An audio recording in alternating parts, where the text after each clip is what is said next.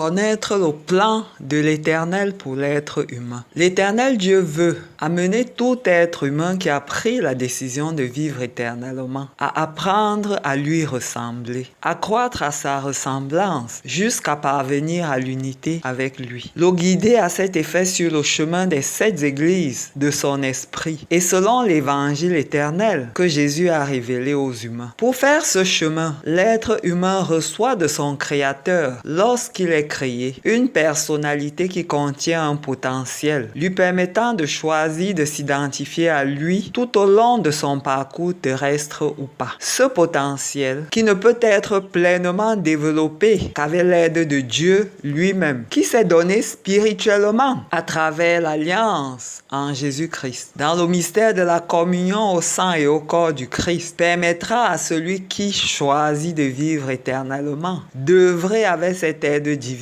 pour faire croître son âme. L'âme étant la partie spirituelle de l'être humain qui seul a vocation par sa nature à lui permettre de vivre éternellement après la mort matérielle. La finalité de cette croissance étant sur terre, la capacité pour l'être humain de réaliser le dessein pour lequel il a été créé. Un tel achèvement constitue la fin du processus terrestre prévu par l'Éternel pour les âmes humaines, l'atteinte de la perfection des âmes humaines sur terre, la mesure de leur unité avec Dieu. L'être humain à ce stade est alors considéré comme un fils ou une fille divine de Dieu, la lumière de Dieu, ou encore un fils ou une fille de lumière.